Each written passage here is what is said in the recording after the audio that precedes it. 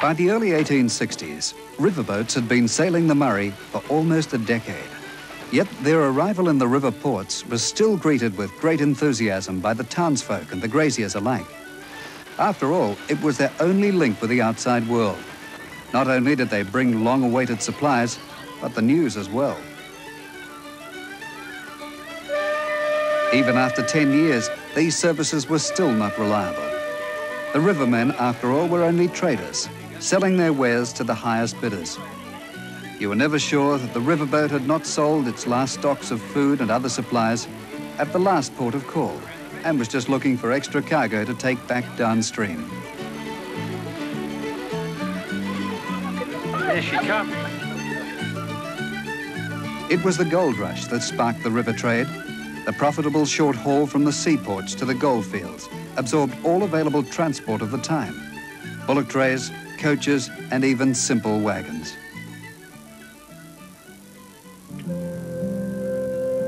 It became increasingly difficult for the remote farmers to get produce through to their markets and supplies delivered to the outback. It was common for bales of wool to be left to rot in the warehouses, awaiting transport to the nearest port. Then, life on the land was hard.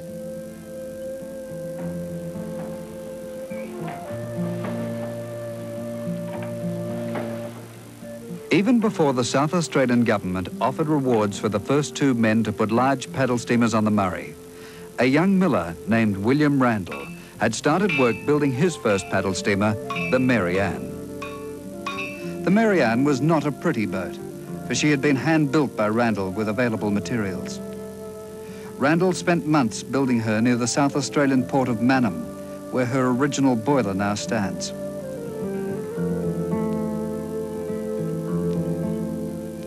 In early 1853, Randall had set out on his maiden voyage, only to run into a problem that has beset rivermen ever since: the unpredictability of the Murray. The river level had fallen well below expectations, and Randall was forced to turn back.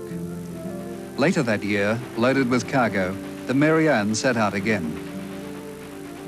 But by this time, a merchant Navy captain, Francis Cadell, was arriving in the Murray on his paddle steamer, the Lady Augusta. He had had his craft built in Sydney and sailed through the treacherous mouth of the Murray. Randall had no idea of his competition until the Lady Augusta steamed by as Randall and his crew were camped on the riverbank. Caught by surprise, the Mary Ann was no match for the Lady Augusta, which built up several hours' lead and led the way into Swan Hill. This was the start of the rivalry between Randall and Cadell, a feud which lasted for years. It also marked the start of the river trade. Those pioneer farmers who had been abandoned by conventional transport were more than grateful for these paddle steamers. But any sort of reliable or regular trade was still a long way off in 1853.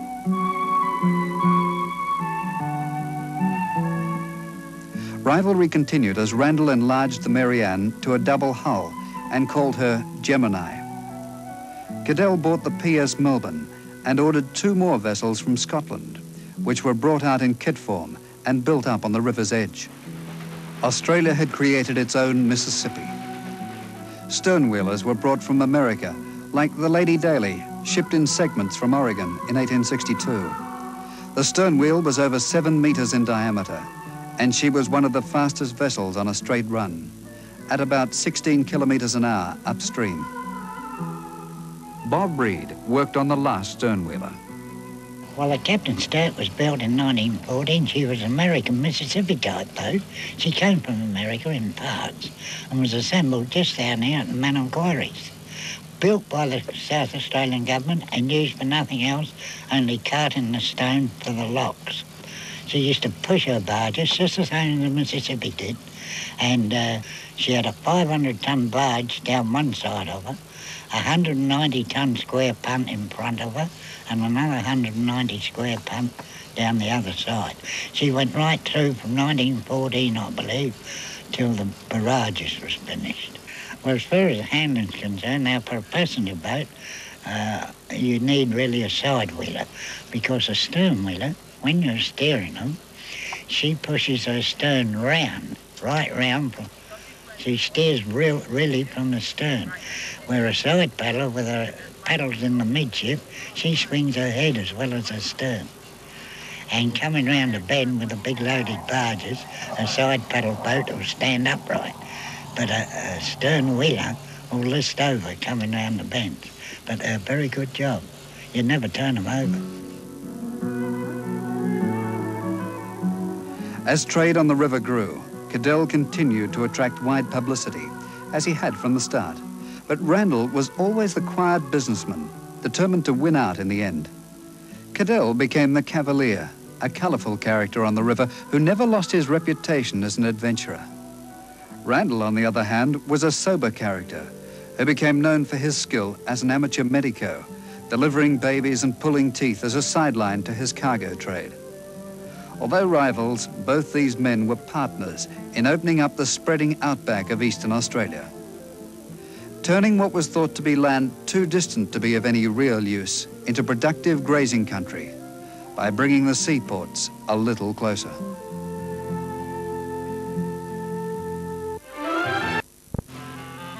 Early rivermen like Randall and Cadell navigated the Murray by instinct. They had to, for there were no maps or charts, nor anyone to give them accurate or reliable indications of what this temperamental river would do. Captain Charles Sturt made a trip down the Murrumbidgee and the Murray in 1830 in a whaleboat. He was the first man to substantially navigate the Murray and experience its changeable nature firsthand. Sometimes it would run high and the sailing was easy. Other times it would be a raging torrent, and within just a few months, a series of muddy waterholes, barely navigable in a canoe. To cater for these fluctuating conditions and allow the Murray to be utilised for as long as possible during the year, Murray paddle steamers were built far smaller than their American counterparts, which were virtually floating hotels.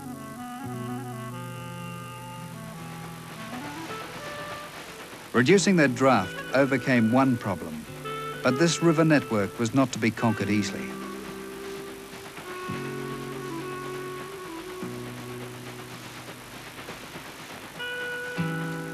The overhanging river gums which line the banks need flooding at least once a year. On a normal year, before the river was dammed, floods were expected in spring as the snows melted in the ranges to the east. But in the event of a warm winter and a drought, the river would remain low. The ecology would be upset.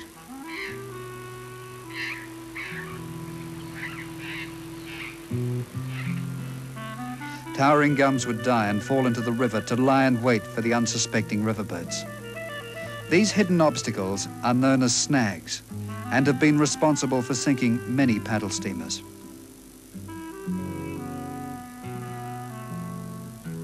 Men like Randall and Cadell knew that if they were to handle this river, they must chart their courses and keep them constantly updated to match the changing conditions. They didn't know it then, but soon the competition for the Murray trade would become so tough that their crews would be forced to work around the clock, sailing these steam-driven paddle boats along this unpredictable river at night.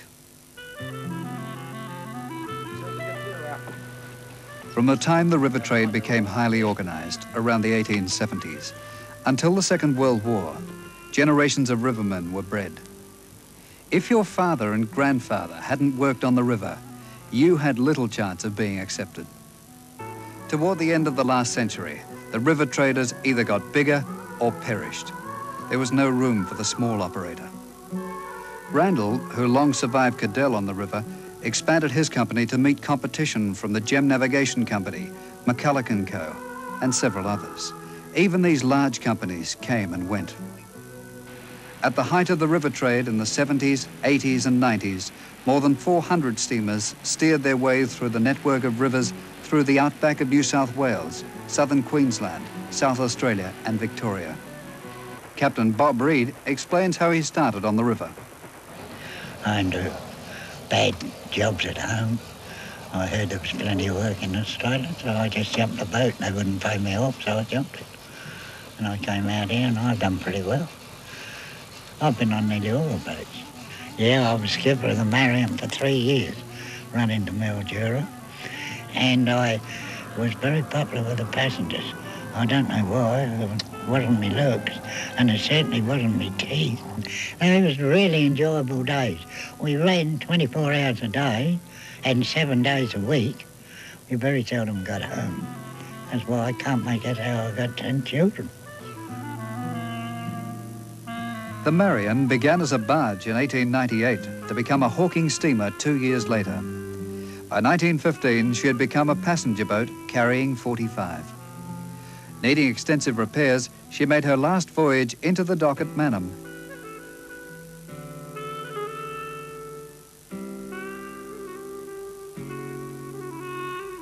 One of the greatest problems facing the river traders of the last century were the restrictive interstate tariffs placed on goods crossing the state boundaries.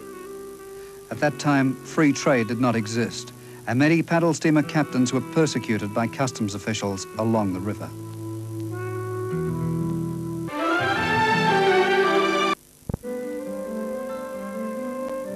The decades that followed that race up the river by Cadell and Randall were to see enormous changes.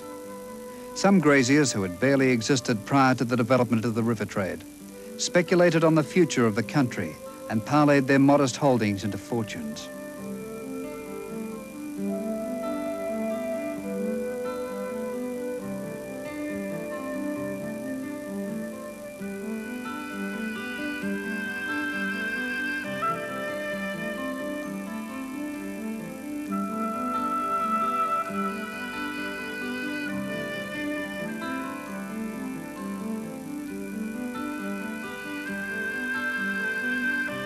The Victorian government realised the need for rapid transport, and railway construction was soon underway in Victoria to terminate at the river port of Echuca.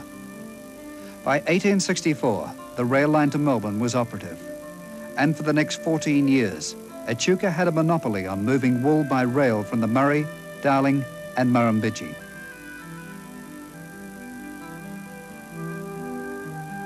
But Randall and Cadell were not the first men to make their money from the river trade.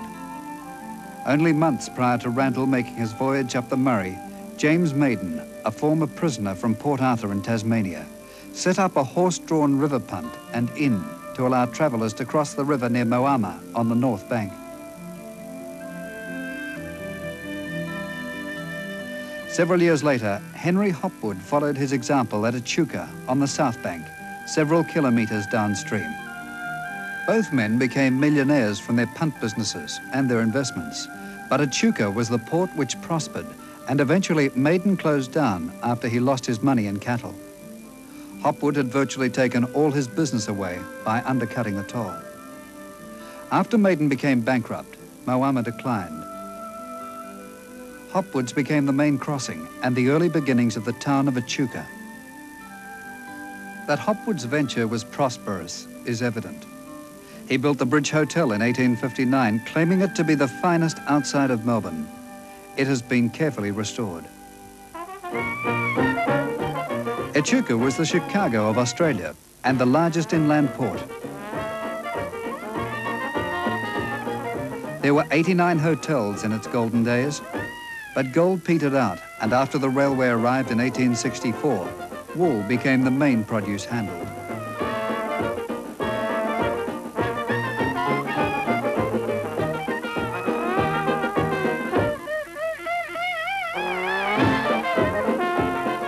This brothel was one of 3 or 4. The building is now due for restoration. The Freeman family were ship's chandlers and famous riverboat captains.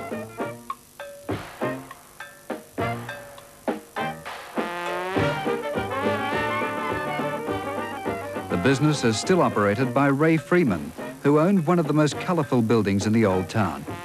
The old double-storey brick building, that was the Murray Hotel.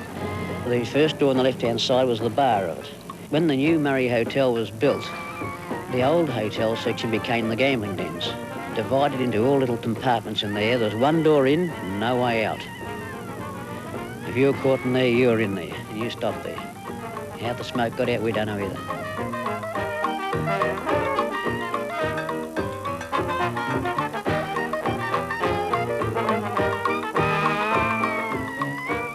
His father Tress, now 85, has serviced most of the river steamers during his working life on the river.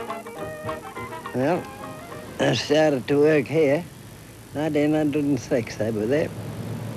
I had to go through everything. Blacksmith, turning, fitting, moulding, and everything. I had to put in 7 years. I got a rise of £0.5 each year. Full-blown tradesman, I got about £2.7 a week. That Adelaide that's down there, that's the third boiler that went into her. We put the boiler in, and she used to be a loose eccentric engine. We put the reversing gear on her. As the paddle steamer services increased, the river towns began to spring up as prosperous centres of trade. Apart from Echuca and Moama, Swan Hill, Albury, Wentworth, Murray Bridge, Mannum and Goolwa. Most were pretty towns, nestled into the curves of the Murray. Today we see a revival in the heritage, and the river is still the focal point. Of the original Echuca wharf, there is only about a quarter left. This is now open to the public. Sporting hydraulic cranes and a fast turnaround, Echuca vied with Morgan in South Australia to handle wool from the Darling and Murrumbidgee for sales in Melbourne. Morgan had a large wharf, but handling was slow even when the rail link with Adelaide was established in 1879.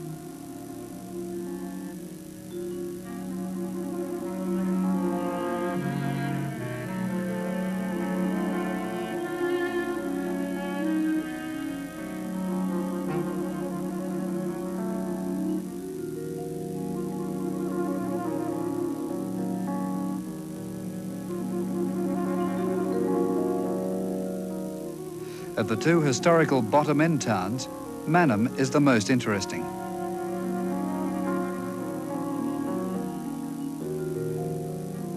The home of Captain William Randall, Bleak House, overlooks his dock where many steamers were built and repaired.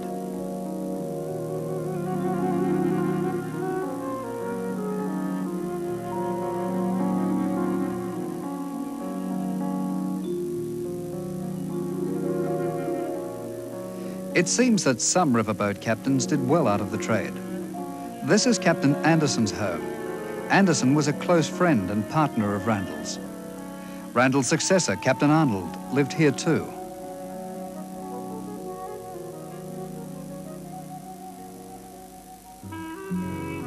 Near the river mouth, Goolwa was the home port of Captain Francis Cadell until he left the river in 1859. Only to be murdered by his crew during a mutiny in the Pacific Islands.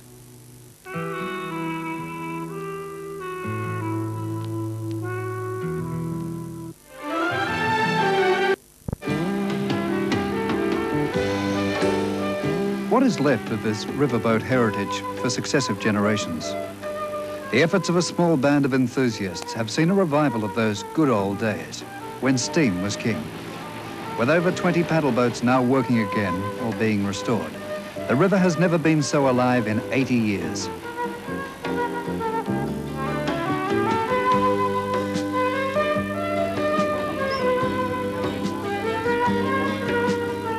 The Rothbury is famous for its race against the PS South Australian. The race, held at Wilcannia, was over a measured mile against the clock. Rothbury lost the race when she lost steam after being ahead at the halfway point.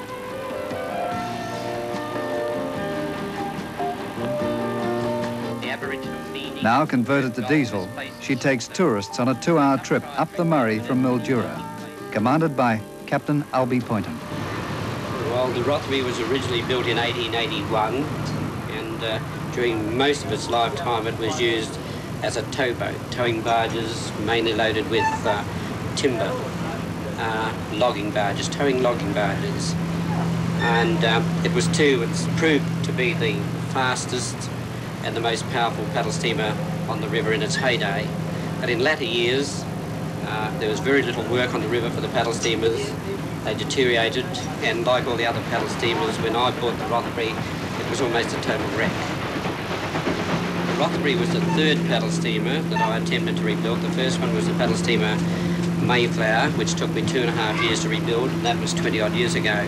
Then I rebuilt the paddle steamer Melbourne, which took me about 2 years. So the rebuilding the Rothbury took about 7.5 years. I've rebuilt 3 old paddle steamers, and now I'd like to try my hand at building a new one from scratch. And then I could employ all the ideas of the original paddle steamers and with my ideas of what a modern tourist boat would be.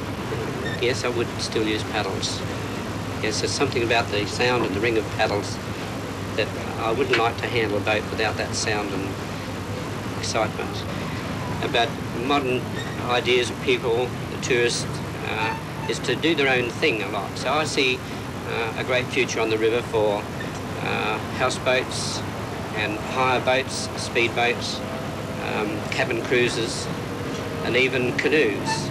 I still think there will always be a paddle steamer on the river carrying passengers.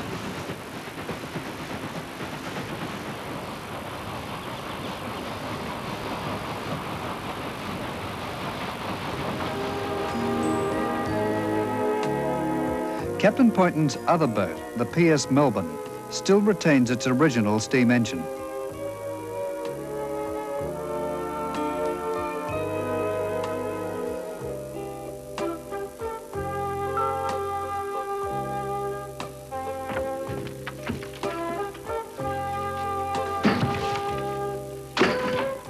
The Melbourne is a third with that name. She was originally built as a snagger, which is to say her job was to remove any logs or fallen trees which may be likely to hole a steamer.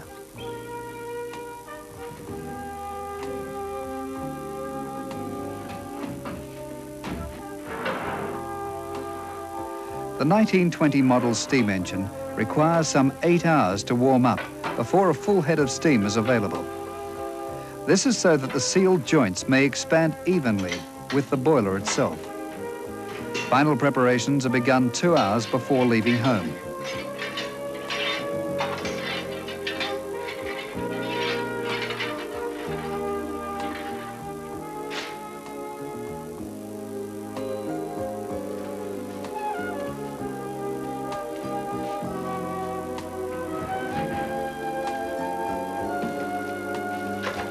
The first Melbourne was a sternwheeler, built for the Victorian government in 1864. The present Melbourne is a composite boat with a red gum hull for endurance and iron topsides for lightness. The steel frames, bulkheads and topsides were fabricated at the government dockyard at Williamstown, then railed to Kundruk, where the steamer was put together and launched. The vessel carried out her most spectacular job in 1939. In that year, a sudden flood came down the Goulburn into the Murray, piling up about 2,000 tons of logs against the Torrumbarry Weir and jamming it. The Melbourne, which by then had been sold by the government, was brought back into commission to clear the mass away.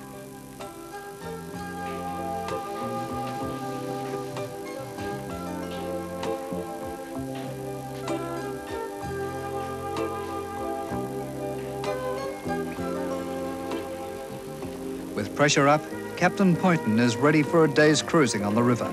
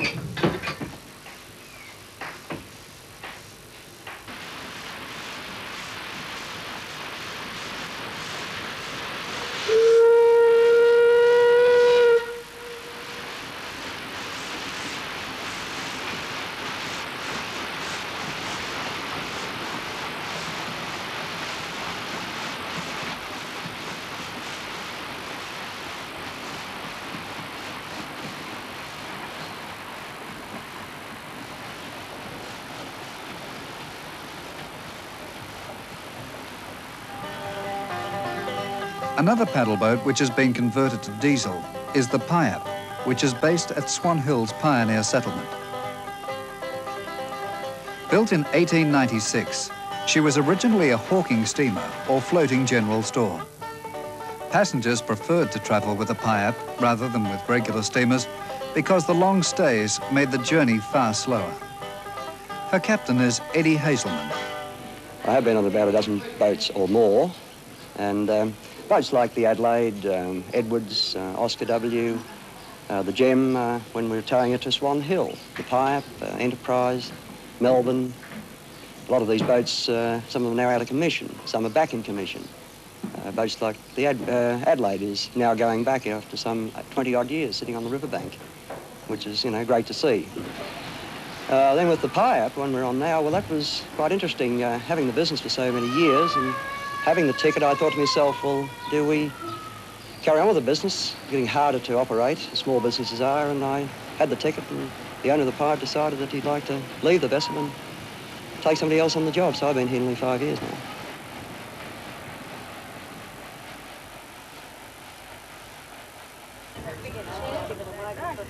The Canberra was built in Goolwa in 1912 as a fishing boat and cargo steamer.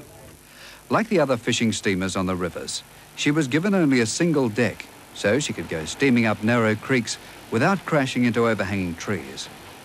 By the 1940s, the Canberra was given a promenade deck and was fitted out as an excursion steamer. For a start, she didn't attract a great deal of business, but as interest in the river transport revived, she became popular. By the mid-1970s, she was running out of Echuca, owned by the Murray Steamship and Tourist Company. Interesting to note that in 1880, Echuca had a population of 5,000, and at that time they had 62 licensed hotels. They must have been thirsty work driving a riverboat.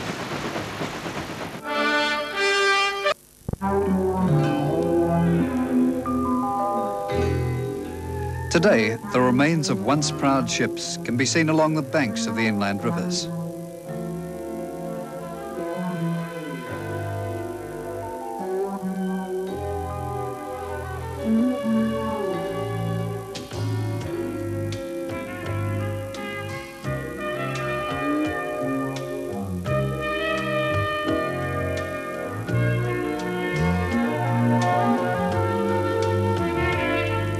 The paddle steamer Success was stripped of everything when there was no further work for her.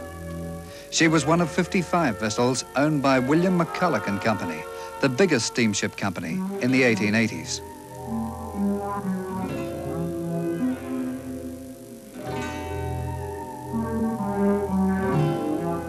Some steamers, like the Torella, built in 1897, have survived, but only as houseboats. The dredge Mano is less fortunate and has become a rather large snag.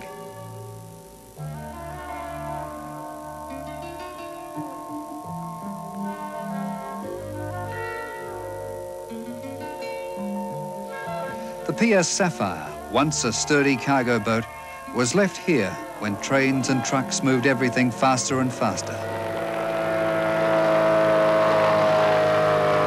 On Lake Mulwala lies the wreck of the PS Australian, one of the fastest boats to cruise the Murray. Bert Campbell of the Yarrawonga Historical Society would like to see her restored. It was built in Echuca, and how it came to Yarrawonga, with the Invincible, they brought loads of supplies to build the Yarrawonga weir. They brought heavy machinery, boilers, winches, flying foxes, derricks, boats and barges from the lower river to Yarrawonga. The Australian ended up above the weir and was used wholly and solely for bringing logs into the local sawmill.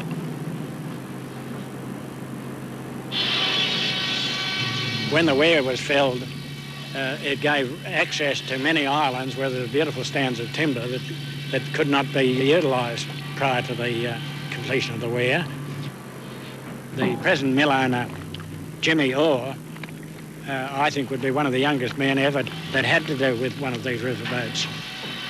I did work on the Australian for a couple of years when I first came to the mill. I was very young then, I'd only be 16, and wasn't an engineer or off-sided to the engineer or anything. I did steer it occasionally, under supervision that was. The boat was running previous to 45, and eventually it was moored down alongside the traffic bridge here, and one night it sunk overnight. After that, the uncle and the grandfather, they cut the steam engine up for scrap. The ships that remain today are important to the men who grew up on the river, like Captain Alan Moritz. As far as paddle steamers go, well, they're one of Australia's biggest histories. You know, they opened up the whole of the north part of the country here, and a lot of people don't realise it. Barges were an integral part of the river trade, and good examples can be seen like the Ada barge, which has been restored opposite Echuca.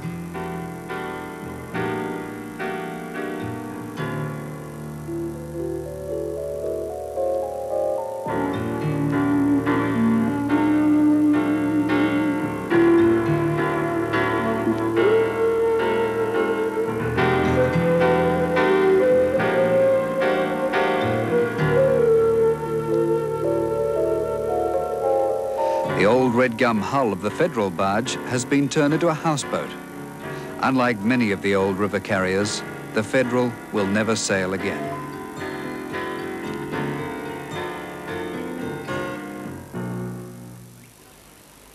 The range of activities that these old paddle wheelers are now being used for is wide and varied.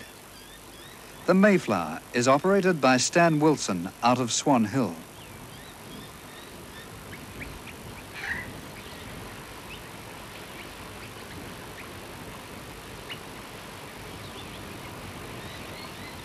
Why does a man buy a paddle boat instead of a modern launch? Perhaps a long ambition, I guess, to own one, having been at sea 4 years during the war.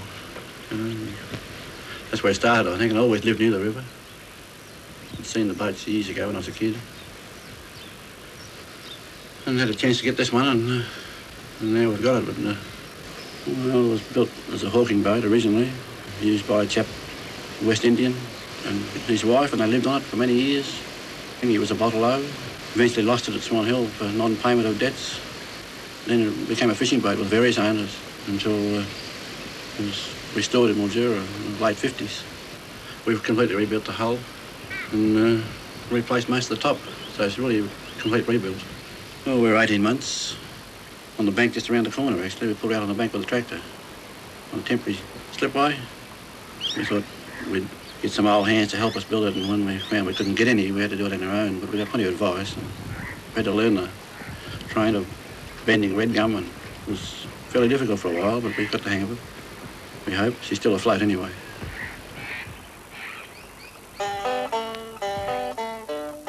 The Atona was built in 1899 for the Anglican River Murray mission.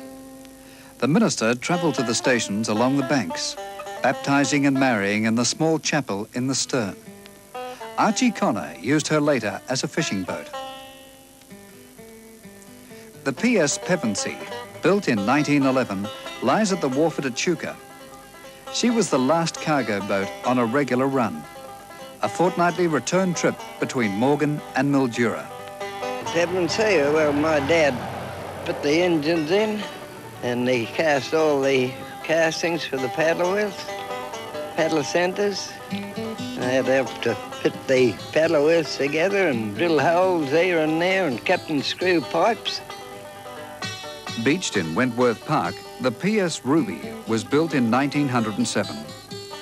With her shallow draft, she was able to carry passengers when the Murray was so low that it was impossible for the larger Marion.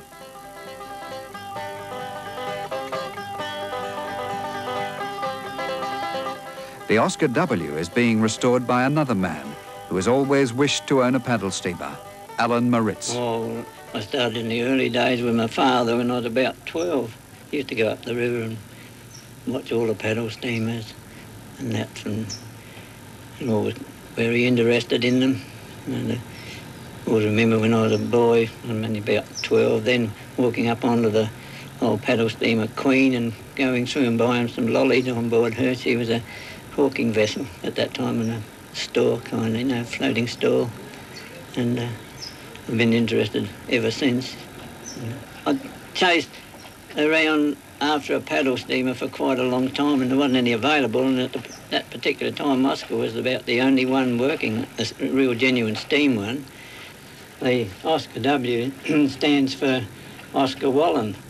Oscar was built for Captain Charlie Wallen at Echuca, and he named it after his son Oscar.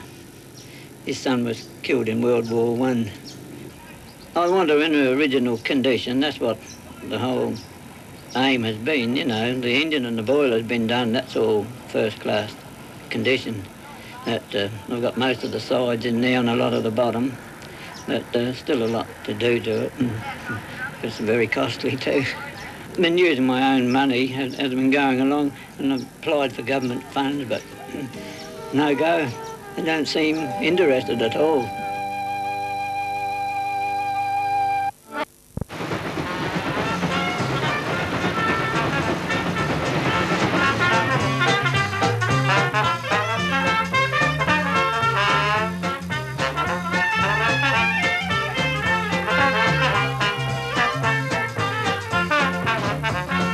Today, as always, riverboat people make their own entertainment. It has always been a fiercely independent life. And today, tourists on board the Avoca are happy to pay to relive those old days.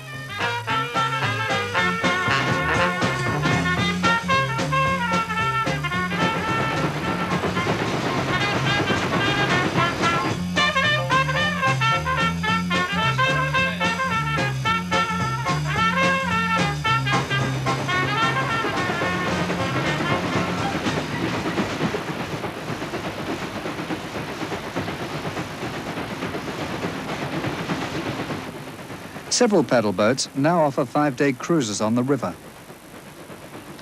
Built at the turn of the century as the TP barge, this boat was converted in 1911 to a steamer and named the Wanera.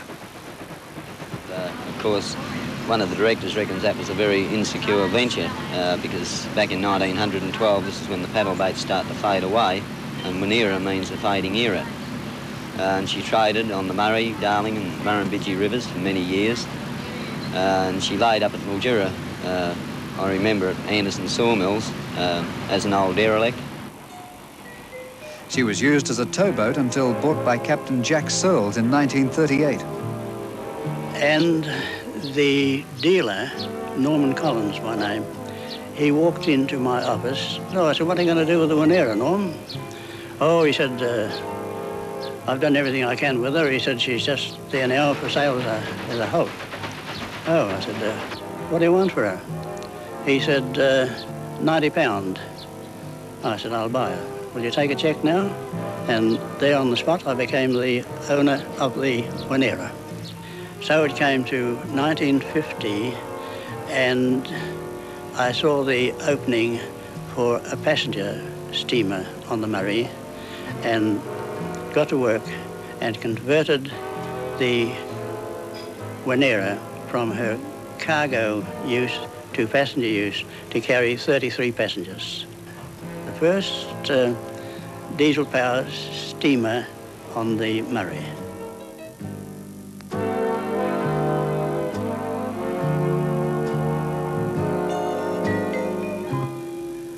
Captain Bill Hogg, born and bred on the river, carries on his profession now, thanks to the increasing tourist trade.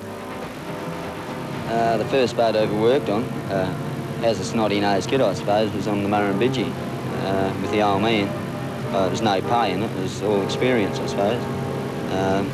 Then after we left Echuca, we went down to South Australia, and the old man became skipper of the Marion.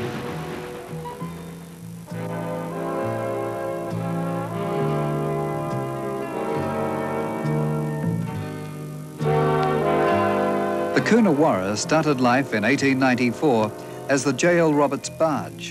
In 1950, she was converted into a diesel passenger vessel.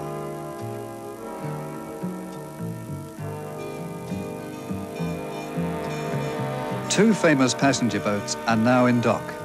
Built at Moama in 1877 as a passenger boat, the Gem had spring mattresses and electric light. These before they were even commonplace in Adelaide. She was cut in half and lengthened by 40 feet in the centre to make her one of the biggest on the river.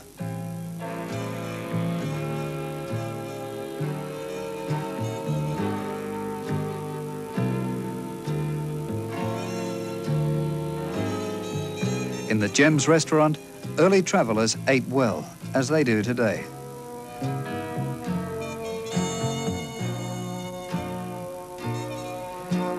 Paddle steamer Enterprise, built in 1878, is the oldest operating steam engine paddle boat.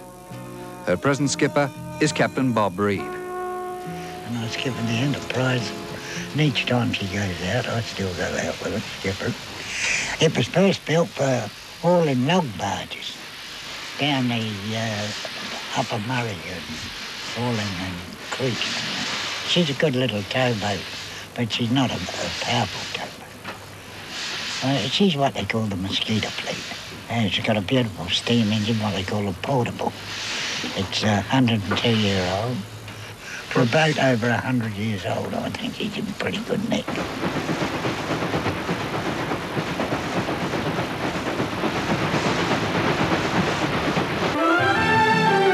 Trade on the Murray has replaced the old wool trade. Two boats new to the scene are the Murray Queen and the Explorer. Surely the ultimate in air-conditioned comfort. We have passenger accommodation of 128 people. There's 63 self-contained air-conditioned cabins. And we do a 5.5-day cruise. We leave Renmark working our way upstream, and then for a day, then coming downstream, doing about 50 miles up, 70 miles down, and returning to Renmark at the end of the week. The ship ties up every night on the riverbank, where people can go for walks through the natural Australian bushland. Most people, of course, very much enjoy this. They get a chance to climb a few cliffs, look around, get some ideal views of the riverland in its natural state. The river itself, even at the moment, we're navigating some very shallow areas. We're probably in about 4'2" of water at the present moment, which is not very deep considering we weigh 600 tonne. And it does get quite difficult to navigate, although as far as the passengers are concerned, the scenery is beautiful, the natural Australian bush, and quite a few citrus areas, grape growing areas, of course, all come into view as we travel down the river. But unfortunately for us, as far as handling the ship goes, the river channels are very narrow and very shallow. There are, of course, areas where it is quite deep, but on the whole, a lot of it does give us quite a few problems with navigation, with large snags and trees that have fallen in many years ago. And there we are, we just touched the bottom then.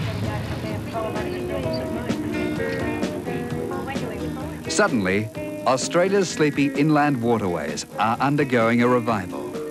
Not in transportation, but in the cargo of the 20th century, tourists. From Australia, America, Japan and Europe, tens of thousands yearly are reliving those good old days.